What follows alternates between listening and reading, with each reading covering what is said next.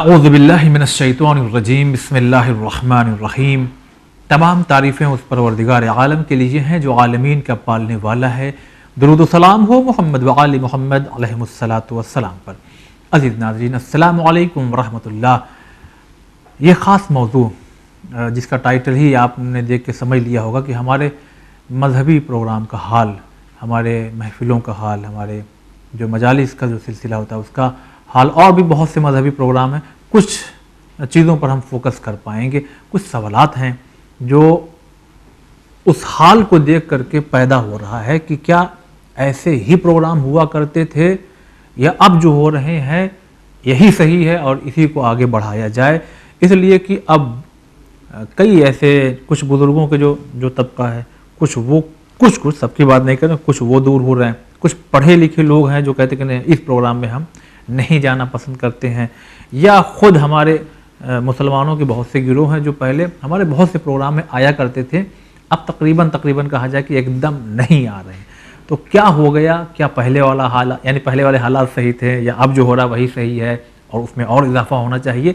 आइए इन सवालों के जवाब आप तक पहुँचाएँगे हुज्जतुल इस्लाम वल मुस्लिमीन आले जनाब मौलाना सैयद सफ़ी हैदर साहब क़िबला। अस्सलामु अलैकुम व रहमतुल्लाह। अलैकुम अस्सलाम व रहमतुल्लाह व बरकातहू। बहरहाल हम जिस एज में हैं तो जो हमारा तजर्बा है वो हम पेश करना चाहते हैं। सबसे पहले कि हमने अपने बचपने में थोड़ा जब शऊर जो यानी वो बातें जो अभी तक याद है, तो उसमें हम देखते थे कि हमारे इलाके के तमाम मुसलमान भी आया करते थे। फिर दूसरी चीज़ हम ये भी देखा करते थे कि कोई प्रोग्राम हो, मजहबी कोई प्रोग्राम हो, मजलिस हो चाहे महफिल, फिर कोई फ़र्द अब घर में नहीं रहेगा, सब वही फ़र्श पे रहेगा और बड़े खुलूस से बहुत लंबा भी चलता था प्रोग्राम, ऐसी बात नहीं है। लेकिन अब उसका जस्ट अपोजिट तकरीबन हो रहा है। अरे तुम चले जाओ, हम नहीं जाएंगे। ऐसा है नाज़रीन, इसको एक्सेप्ट कीजिए। आप भी समाज में रहते हैं, सबकी बात भी मगर मैं नहीं कर रहा हूँ, आज भी सब लोग आते हैं, मगर कहीं ना कहीं ये हो रहा है, अरे तुम चले जाओ, हम नहीं जाएंगे, और हम इस प्रोग्राम में नहीं जाएंगे, हम इस महफिल में नहीं जाएंगे, या अरे वो साहब आ रहे हैं पढ़ने, हम एकदम नहीं जाएंगे, मिजाज नहीं मिलता है। थोड़ा इस पर कुछ बातें डालें तो फिर हम कुछ ख़ास सवाल हैं जो रखेंगे। मैं इस सिलसिले में आपने देखा होगा कि जैसे आपने मौजू का ऐलान किया, मैं मुस्कुराने लगा। हाँ, मैं देख रहा जी। मैं शायद 2 साल हो गए, मुझे ठीक से याद नहीं है। सबसे पहले इदारे मकातिब में हमने एक कॉन्फ्रेंस की जिसका उन्वान था एहतराम मंबर फ़र्श अदा महाफिल जश्न मासूमीन, और उस पर गांव-गांव बहुत थोड़ा वक्त था हमारे पास, फिर भी हम लोगों ने शायद 60-70 बस्तियों का कम से कम दौरा किया होगा। यूपी की छुट्टी, मगरबी, दिल्ली, और सब मीडिया पे डालते रहे, कॉन्फ्रेंस भी और वो भी। उस पर मुखालिफतें बहुत हुई कि कौन सी तौहीन हो रही मेंबर की कि आप एहतराम कराने खड़े हुए हैं, इस तरह की चीज़ें। तो मैंने तो अपना फरीज़ा जाना था, और हम अकेले नहीं थे, हमने 30-40 उलमा, खुतबा, शुआरा और दीगर असनाफ़ ज़िंदगी को बिठाया था। लाइव कॉन्फ्रेंस जा रही थी और सब इस बात में मुत्तफ़िक़ थे कि मजलिसों के, महफिलों के हालात उस तरफ जा रहे हैं जो हमारे मज़हब के और कौम के हक़ में किसी सूरत नहीं है। नहीं, फिर वही सवाल जो जिन लोगों ने आप पे एतराज़ की सूरत में किया, वही हम ही करके यानी जवाब पहुँच जाए। आपने क्या ऐसा देख लिया कि इसकी मुहिम की ज़रूरत पड़ गई? हमने ये देखा कि मेंबर से बहुत गैर ज़िम्मेदाराना तकरीरें होती हैं, बिल्कुल गलत बयानियाँ होती हैं मसाइब में, यहाँ तक कि रवायात भी गढ़ के पढ़ी जाती हैं फ़ज़ाइल में, आयात की तावील करके अक़ायद हक़्क़ा को डैमेज किया जाता है, तौहीद को बिगाड़ा जाता है। हमने देखा कि मेंबर पर उछल कूद होती है जो तहज़ीब मेंबर के ख़िलाफ़ है। हमने देखा कि मेंबर पर फूहड़पन होता है। अब तो यहाँ तक आ गया है कि गालियाँ तक ज़बान से निकलने लगी हैं बासुतबा के मेंबर से। नहीं, वो तो अरबी इबारत पढ़ देते हैं, अगर हलाली और वो वाली बात अगर आप कह रहे हैं। नहीं कह रहा, नहीं गाली कह रहा। गाली? अच्छा। वो तो आरामज़ादा हलालज़ादा तो उनके बताए तरीक़े पर अगर नारे न लगाए तो भी वो जो हलालज़ादा होगा, इसे यानी फुहड़पन हर तरह से है। जिनको मेंबर पर हक़ नहीं आने का, जिनकी ज़ाती ज़िंदगी ऐसी नहीं है कि वो मेंबर पर लाए जाएँ, वो सब कुछ हो रहा है। सबसे बड़ा नुकसान ये हो रहा है कि अहले बैत अलैहिमुस्सलाम ने फरमाया था कि हमारी बात उन तक पहुंचाओ जो उन तक हमारी बात नहीं पहुंची है, जो मालूम है तक नहीं आए हैं। हाँ ठीक। उन तक पहुंचाओगे तो हमारी बात अपना असर करेगी। हमारे बुजुर्गों ने एक ही बात ये भी कही जाती है कि हम तबर्रा न करें, मुनाजरा न पढ़ें, तो हकायक न बताएं तो बहस कैसे बाखबर वो हमारा जो बच्चा बैठा यही नहीं जब कैसे बाखबर होगा। उसका जवाब मैं अर्ज करता हूँ कि जितनी सदियां गुजर गई हमारी खिताबत को इस शक्ल में, एक सदी तो गुजरी है। हाँ सही। जहाँ तक मुझे मालूम है पहले इस तरह की मजलिस खतीब है आज़म मौलाना सिफ्त हसन साहब मरहूम ने सबसे पहले पढ़ी थी, वरना उससे पहले वो मरसिए वाली, हाँ हमें याद है वो जी, हाँ वो पूरा मरसिया ही पढ़ा। रौज़ा खानी है, सिर्फ मरसिया नहीं पढ़ा जाता था, नस्सार कहलाते थे वो लोग। अच्छा। कुछ अशार पढ़ते थे, कुछ गुफ्तगू करते थे। अच्छा अच्छा। जैसे ईरान की रौज़ा खानी आज भी है। ईरान में आलिम की तकरीर अलग होती है, रौज़ा खानी अलग होती है। अच्छा। तो वो था। मैं सिर्फ यह करना चाहता हूँ कि हम तक, हमारी नस्ल तक और हमारे बाद वालों तक क्या हकायक नहीं पहुँचे? अल्हम्दुलिल्लाह बहुत क्या मजबूती के साथ तारीख नहीं पहुँची है? सब पहुँचा है। क्या हमारे बुजुर्गों ने मुनाजरा नहीं पढ़ा है? पढ़ा है। तबर्रा नहीं पढ़ा है? किया है, पढ़ा है। तो उसी सलीके को बरकरार रखिए और दीन के हर फील्ड में गुफ्तगू होना चाहिए। नहीं, मुखालिफिन चूंकि अब खुल के बोल रहे हैं तो अब हमारी जरूरत। फिर दूसरा क्या, सोशल मीडिया का दौर। कहने वाले कहते हैं कि भाई अगर तबर्रा आप रोक रहे हैं तो सोशल मीडिया का दौर है, अब हर चीज़ मिल जा रही है। आप तबर्रा का मतलब क्या होता है? तबर्रा का मतलब बेहुदा गुफ्तगू करना ऐसी कि दूसरों के जो बुजुर्ग हैं उनकी निगाह में बुजुर्ग हैं उनकी तौहीन करना या उनके हकायक को बयान करना। हकायक बयान करने से कौन रोक रहा है? सलीके से कीजिए। और हमारे भी टीवी हैं जिनमें आग़ा नासिर करीम शिराज़ी निगरानी में टीवी है, जो आलिम बैठते हैं, मुझे नाम याद नहीं आया, सैयद है, वो बाकायदा मुनाजरा करते हैं, लेकिन इल्मी लहजे में बात करते हैं, किताबों का हवाला देते हैं, इज्जत से बात करते हैं, तौहीन नहीं करते दूसरे बुजुर्गों की। कुरान मजीद में अल्लाह कह रहा है कि इनकी नकली खुदाओं को तुम बुरा भला ना कहो, वरना तुम्हारे असली खुदा को बुरा भला कहेंगे। तो मैं कहना ही चाहता हूँ इस लहजे की गुफ्तगू जो करंट मारने वाली मजलिसें हो रही हैं हमारे यहाँ, जो आए नहीं न पाए कोई, ऐसी पढ़िए कि आए और फिर आप सुनाइए, तभी तो आएगा आपके पास। क्यों रुक गया कन्वर्जन? फिर उसके बाद अशार में भी अब यही हो गया कि उसके पढ़ने की धुन कैसी है और उसी पे तान खींचने पर अफवाह ज़बरदस्त होती है। और जवान बुजुर्गों से मशवरे के बगैर, पहले ये वक्त था कि मदारिस में इलाके के बुजुर्ग आते थे कि हमें रमज़ान के लिए मौलवी दे दीजिए, मुहर्रम के लिए दे दीजिए। हाँ सही। अब जवान यूट्यूब पे बैठ के देखते हैं, जिसको चाहे क्लिप देख के बुला लेते हैं, क्लिप देखते हैं, और बुजुर्गों से तो मशवरे कोई सवाल ही नहीं पैदा होता।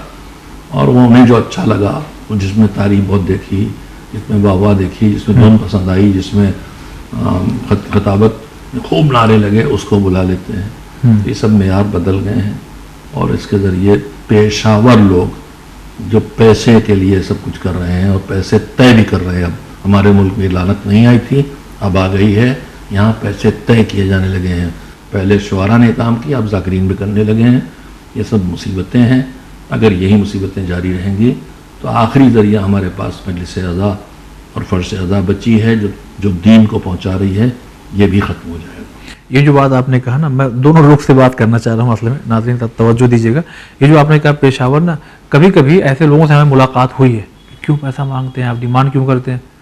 अक्सर मेरे साथ ऐसा हुआ है, किराए तक का पैसा नहीं दिया इन लोगों ने। तो फिर तो जब गलती इधर से हुई तब ये बेचारे इधर शुरू किए कि भाई पहले अकाउंट में भेजो। तो क्या गलत किया? ये हमारे बुजुर्गों के साथ भी होता रहा है।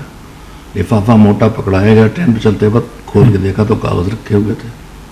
अच्छा, ऐसा भी होता है, मेरे साथ भी हुआ है। ऐसी मजलिसें पढ़ने गए कि अपनी गाड़ी से गए, इतना हदिया भी नहीं मिला कि उसमें पेट्रोल का खर्चा निकाला है। लेकिन अगर एक ये हरकत करता है तो दूसरे के हाथ से लत दिलवा देता है। आप कनात कीजिए और आपको कहीं न कहीं से पूरा कर देगा वो। डिमांड करने पर मजबूर कर रहे हैं बाज़ मेज़बान, ये बात बिल्कुल सही है। लेकिन अगर वो गलत कर रहे हैं तो हम तो गलत ना करें। अच्छा, मैं अपनी नफ्स को डिमांड पे राज़ी नहीं कर सकता। मैं डिमांड नहीं कर सकता हूँ। मेरे साथ हादसात भी होते हैं। मैं रमज़ान में मुल्क से बाहर जाता था। मुल्क से बाहर जाने का मतलब यह है कि हमारी मजलिस के अगर यहाँ 100 मिलते हैं तो वहाँ $100 मिले, लेकिन $100 $6,000 हो गए। जब मैं जाता था 6,000 हो गए, 5,000 हो गए। तो मेरा तो हिंदुस्तानी सिक्का बड़ा हो गया। सही। अब मैं साल नहीं गया रमज़ान में, तो कहीं से फ़ोन आया कि आप 15 रमज़ान से 23 तक रह सकते हैं। तो मैंने उनसे कहा कि 10 दिन के लिए बुलाइए ताकि रोज़े क़ज़ा ना हो। 10 दिन मैंने महफिल, मजलिस, रोज़ तकरीर सब की। अच्छा। उसके बाद मुझे भेजा गया बस पे गर्मियों में जनरल बस से रात में सफ़र में लेटने वाली, उससे भेजा गया। आगे ट्रेन से भेजा, सब बर्दाश्त किया मैंने। मैं क्या बताऊं, शायद मुझे 10 या 12 हज़ार हदिया दिया गया था। ठीक, नहीं दिया नहीं तो फिर तो ये ठीक करते हैं ना भाई, हम फ्लाइट से आएंगे, देखिए गर्मी भी लगती है, फिर ना एक्सीडेंट हो जाने का बड़ा खतरा होता है। अक्सर अब खबर आ रही है 4 व्हीलर से जा रहे थे, टकरा गए। तो ठीक कर रहे हैं जो शायद आजकल कर रहे हैं, कौन अपनी जान पे कौन। मतीन शुअरा जो वाकई शायरी नहीं कर रहे हैं, अच्छा, जो धुनों वाले हैं वही कर रहे हैं, जिनकी डिमांड है वो कर रहे हैं। जो अच्छे असली शायर उनमें कोई नहीं कर रहा। जो ज़ाकिरीन दीन की खिदमत करने चाहते के मेंबर पे आ रहे हैं वो नहीं कर रहे हैं डिमांड, वही डिमांड कर रहे हैं जिन्होंने उसको पेशा इस तरह बनाया है कि वो बारगेन करके मजलिस पढ़ते हैं। एक तनकीद मुस्तकिल कौम में आती है कि मौलवी लोगों को कुछ काम करना चाहिए और हदिया नहीं लेना चाहिए, वो खून से ले रहे हैं, ये कहा जाता है। पहली बात तो यह है कि आप फुक़हा से जाके पूछिए, वाजिब की उजरत नहीं ले सकते, मुस्तहब की उजरत ले सकते हैं, लेकिन हम उजरत मांगते ही नहीं। इसका नाम ही हदिया है। हमारी ज़िंदगी, आप क्यों इंजीनियर साहब, आप क्यों नहीं आके आलिम का काम करते? इस मौलवी से क्यों चाहते हैं कि ये रोज़ी अपनी खुद कमाए और फिर खिदमत दीन भी करे? कितने आलिम हैं, मदरसों के पढ़े हुए हैं, MA PhD करके लेक्चरर प्रोफेसर हो गए हैं, उनके पास वक्त ही नहीं है कि वो मुसल्ले तक आए, मेंबर तक जाएं। हाँ, सही बात। अजीब गरीब, अब हमसे अजीब गरीब मुतालबात किए जा रहे हैं समझे बगैर। उसकी वजह यह है कि लोग दीनी तालीम को जानते ही नहीं, समझते उर्दू पढ़ा दिया, कुरान पढ़ा दिया गया, बस। आइए ज़रा देखिए कितने सब्जेक्ट हैं। कितने? 15 आप बताइए। कम से कम 15 सब्जेक्ट हैं जो हमें पढ़ना होते हैं एक मौलवी को, एक आलिम मौलवी बनने के लिए हिंदुस्तान में।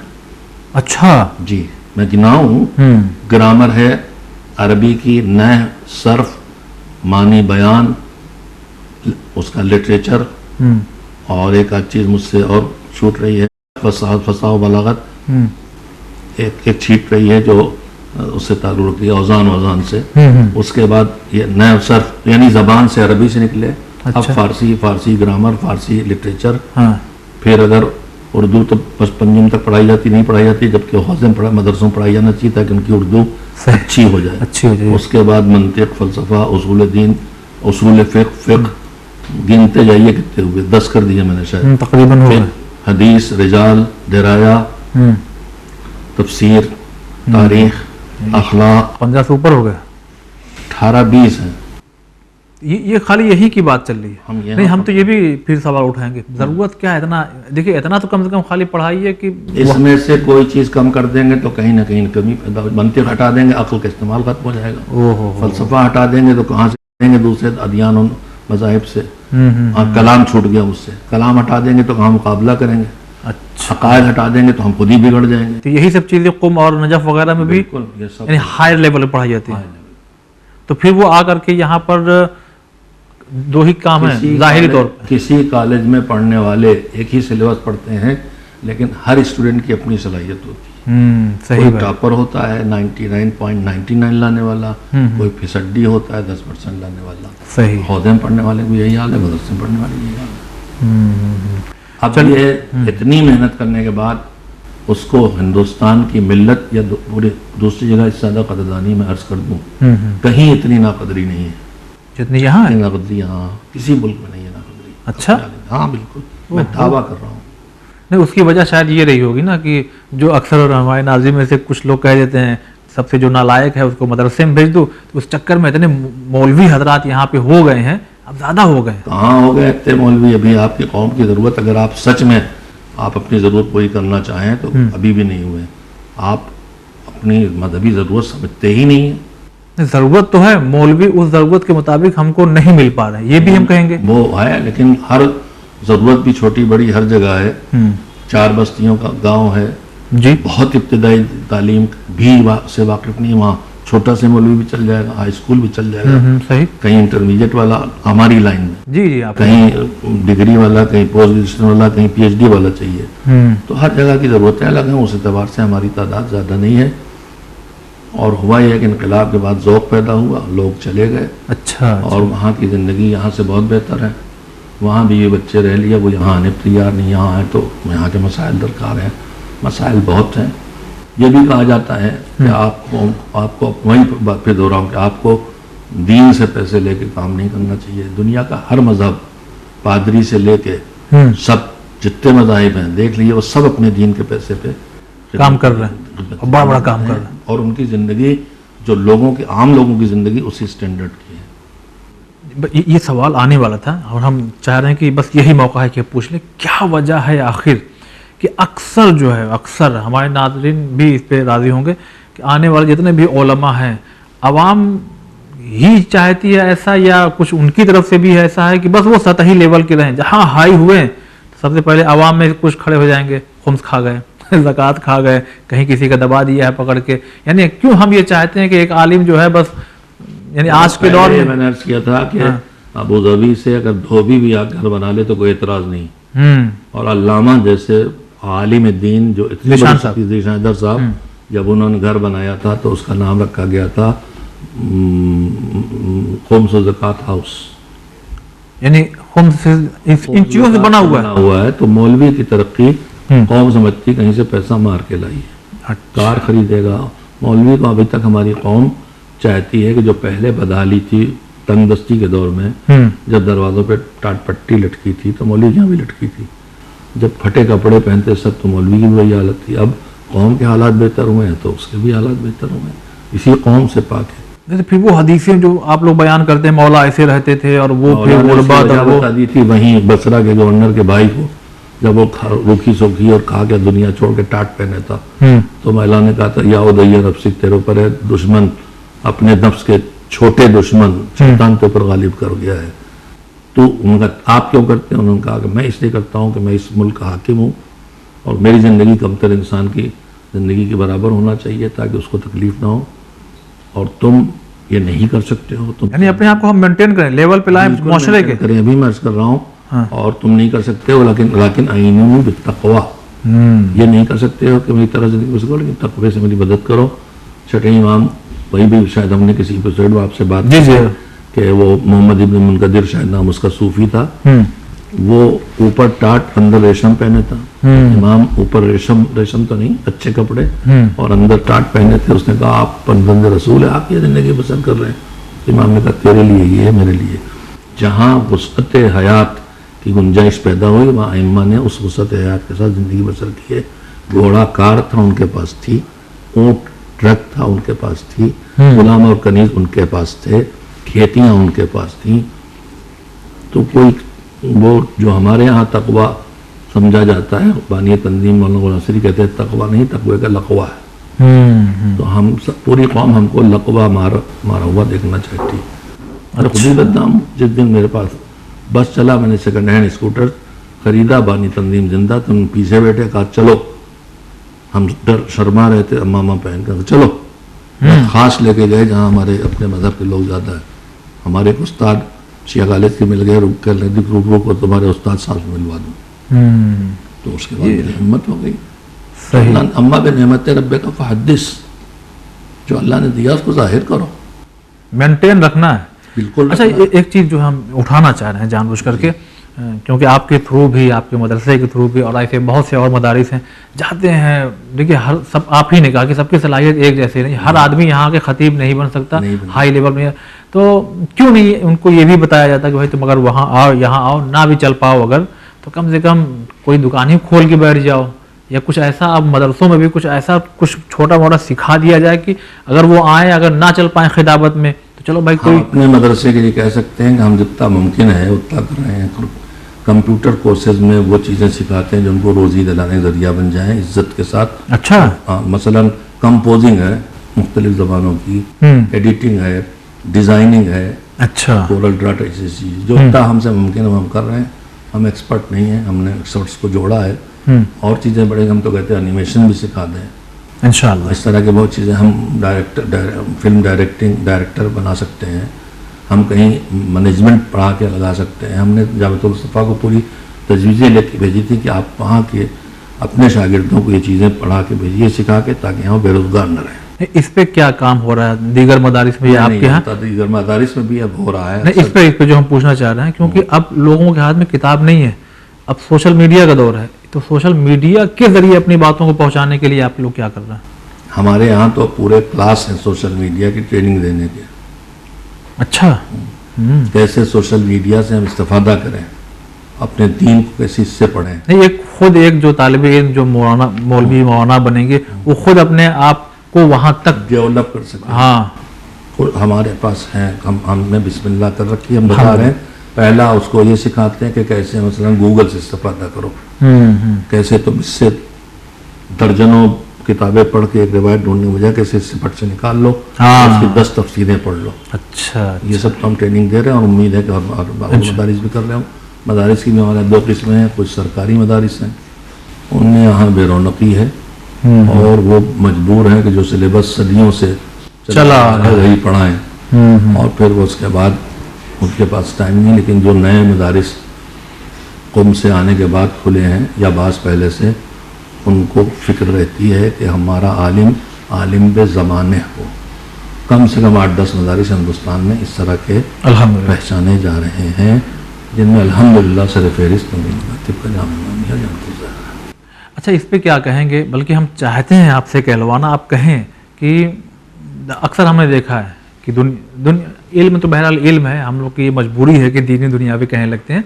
ज़ाहिरी तौर पर जो दुनियावी इल्म है, कोई डॉक्टर बन गए, इंजीनियर बन गए, प्रोफेसर बन गए, वकील बन गए, कहीं ना कहीं टीचर हो, कुछ तो हो गए, इनकम आने लगी, ठीक ठाक इनकम आ रही है साहब, शादी भी हो गई, गाड़ी भी आ गई, सब हो रहा है। लेकिन यही एक मैं मजबूर हूँ इसलिए कर रहा हूँ, बेचारे मदरसे के बच्चे अभी पढ़ ही रहे हैं कि शादी भी हो गई, वहीं बच्चे भी हो गए, ज़ाहिरी तौर पर कोई इनकम नहीं है, वहाँ नजफ़ या कुम चले गए, वहाँ से आए, अब सबकी बात नहीं कर रहा हूँ, मारे फिर रहे हैं, तो फिर अब आपको भी हम सलाम करेंगे। तो उनके लिए कुछ इंतज़ाम यहाँ की आवाम क्या करे, क्योंकि हमको उनके इल्म से फ़ायदा उठाना है, जब पैसा नहीं है तो फिर बड़ा मसला पैदा होता है। इसकी तजवीज़ें बहुत आई हैं, काबिल अमल नहीं होती हैं। जो हमारे अफाज़िल उलमा ने मुख्तलिफ ग्रुप्स बनाए हैं या इदारे बनाए, NGO कह ले जी, उलमा का ये ग्रुप और वो इस तरह का, उसका हदफ ये होता था कि एक हो के हमने बाज़ जगह ये मसलन 500 आलिम अगर किसी एक ग्रुप में है, तो हमने गुजारिश की कि ऐसा करें कि हम लोग एक संदूक कहते हैं उसे, एक बैंक तो नहीं कह सकता हूँ, एक संदूक ताउन का खोल लें और उसमें माहाना फीस रखें, और जब हम में से किसी के घर में मौत हो जाए, बेवा हो जाए, तो उसके काम आ जाए, बीमार हो इलाज न करा पाए तो उसके काम आ जाए। शुरू भी हुआ, बंद भी हुआ, ऐसी आवाज़ें उठती हैं, ऐसे काम होता है, होगा इंशाअल्लाह। सब इस तरह मुतवज्जे। मैंने ये कहाँ से सीखा था? मैंने सुना कि सऊदी अरब में, दुबई में, कुवैत में जो काम करने वाले हैं, उन्होंने इस तरह के वो बना रखे हैं, बैंक कहूँ क्या कहूँ मैं नहीं समझता था जी, कि वो हर महीने एक पैसा उसमें रकम जमा करते हैं। क्यों? जब वहाँ किसी की मौत हो जाए तो वहाँ से वतन भेजने में बहुत बड़ा खर्चा आता है। हाँ। तो किसी एक के पैसे से नहीं अदा हो सकता, तो वो पैसे जमा रहता है, जिसकी मौत हो गई उस पैसे से उसको भेज दिया गया। तो हमने यहाँ फरियाद की, यहाँ जब ग्रुप यहाँ बना था उलमा का महाराष्ट्र में, तो हमने उनके सरबराह से कहा था कि आपको अल्लाह ने कुछ वसाइल दिए हैं, आप देखिए कि जो बेचारे अफाजिल बेघर हैं और किराया देने लायक नहीं, उनको छोटे छोटे घर बनवा दिए। जी जी, बहुत बड़ी तादाद में हमारे यहाँ ऐसे हादसात होते रहते हैं कि शौहर अफाजिल कौम नजफ़ में थे, मौलाना थे, इंतकाल हो गया, बच्चे लावारिस हैं। सही बात। तो एक संदूक हो जो उनकी माहाना मदद करे। शुरू भी हुआ, अभी हमारी नए जवानों को, उलमा फाजिल को तजुर्बा नहीं है, अभी काम करना नहीं जानते हैं, और वो यहाँ जल्दी से चले गए, वहाँ उनके सामने तालीम थी और मॉडल्स थे। ईरान के मॉडल यहाँ काम आने वाले नहीं है। यहाँ के काम के लिए यहाँ के हालात को भी देखना होगा, यहाँ के मॉडल्स को भी देखना होगा। धीरे धीरे ये सब होगा इंशाअल्लाह। मुझे अगली नस्ल से बहुत उम्मीद है, अगली नस्ल में बहुत अफाजिल मौजूद हैं, और कम से कम उन्होंने इस्लाह का काम तो संभाल लिया और मुअस्सिर हैं। बाकी मसाइल बहुत ज़्यादा हैं, एक साथ हल नहीं होंगे।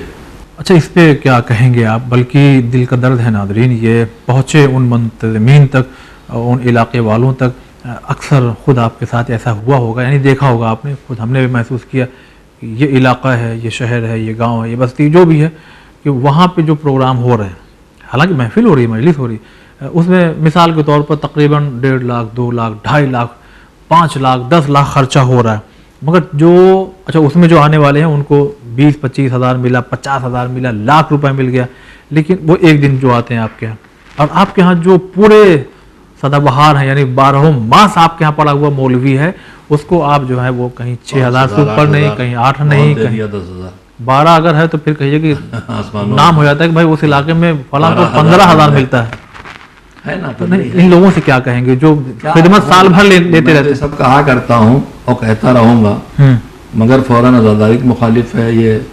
शब्बेदारी में अगर 10 लाख खर्च हो रहे हैं, अंजुमनों की बसें आ रही हैं दुनिया भर से, तो हम कहते हैं भैया यही काम तो इलाकाई अंजुमनों से करा के यही होगी शब्बेदारी, लेकिन खर्चा घट जाएगा। इसी तरह महफिलों में एक 25,000, 30,000, 40,000 डिमांड वाला बुलाया जा रहा है, और इलाकाई शायर जो उससे अच्छे शायर हैं उनको नहीं पूछा जा रहा। इलाकाई नवाखान जो उससे नवाखान अच्छे मुखलिस हैं। तो ये आफतें हैं और सब कुछ अनाड़ी जवानों के हाथ में आ गया है, अल्लाह ही से ठीक करवाए। क्या पहले ऐसा नहीं था? ना, पहले भी तो अंजुमन बुलाते थे दूर दूर, रात रात भर शब्बेदारी इलेक्ट्रॉन होती थी, एक पैसा नहीं दिया जाता था किसी अंजुमन को। अच्छा, फिर शुरू हुआ, बस आने लगी। मेरे नौजवानी में नानियाँ पढ़ता था, बहुत पैसे वाले थे पड़ोस में ही, मालूम है सिरसी से अंजुमन आई है। अब एक मरतबा किसी ने शुरू किया तो बढ़ता चला गया। अब छोटे छोटे गांव यही लाखों, 10 20 लाख। इसमें यह भी कहा जाता है कि आज़ादारी को रोक रहे हैं आप।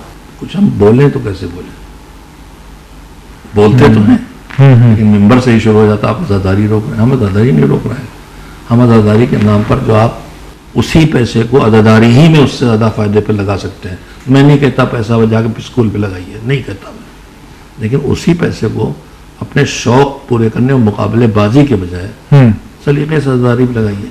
अच्छा, क्या वजह है कि आपके इलाके में, यानी बात की जाए उधर उत्तरी इलाके में, कितने मदरसे हैं जिसमें से यानी ऐसे बच्चे पढ़ते हैं कि नमाज पढ़ा सकते हैं और आलिम है, फिर भी आपके इलाकों में जो है वो मस्जिदें, अक्सर मस्जिदों में पेश इमाम तक नहीं है? इसलिए नहीं है कि वहाँ मोमिनीन को हर चीज़ में खर्च करना उनके लिए आसान है, लेकिन दीन के नाम पर मकतब चलाने का चंदा नहीं देंगे, बच्चा पढ़ रहा, पेश नमाज का चंदा नहीं देंगे, नमाज पढ़ रहे हैं। मशरक़ी यूपी के मुकाबले में मगरबी यूपी, बिजनौर, मुजफ्फरनगर, वहाँ माशाअल्लाह उनके खुले हाथ हैं, वहाँ बहुत पेश नमाज है। हमारे इलाके में बिस्मिल्लाह हो गई है अल्हम्दुलिल्लाह।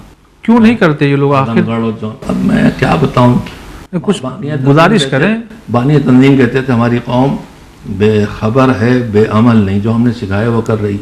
अब उनको सिखाया जा रहा है कि जमात कायम करो, इसकी फजीलत है, पेश नमाज रखो, आलिम रखो, उसके मदरसे नहीं अक्सर जहाँ, धीरे धीरे नए मकतब तो हैं, मकतब जहाँ कहीं नहीं हम उसकी जान को आ जाते हैं। जी, मकतब अगर कहीं नहीं है तो वहाँ बच्चों की तादाद नहीं है। अच्छा अच्छा, 10 तक हम मकतब खोलते हैं, 15 का कानून है। मकतब तो ऐसा नहीं कि नहीं, और जहाँ नहीं है कोई हमें बताए, हम हाजिर हैं।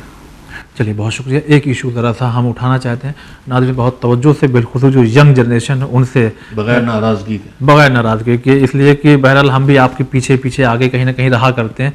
एक महफिलों का एक मेयार यहाँ तक आ गया है कि शोरा ये कहते हैं और ये सुन भी लेते हैं बेचारे कि अब जो शेर पेश कर रहा हूँ कि इस पर अगर घुटने या खड़े होकर दाद नहीं मिली तो हमारा शेर ज़ाया हो गया, मेरा 15 किलोमीटर से आना ज़ाया हो गया, बर्बाद हो जाएगा। और ये बेचारे खड़े होकर दाद भी देते हैं। तो मतलब नहीं, मेयार ये कहीं ठीक है? कहीं से ठीक नहीं है। आप खड़े होकर मुंह तक वाह तारीफ की भीख न मांगिए। हाँ, आप ऐसी क्वालिटी दीजिए कि बर्जस्ता तारीफ करें।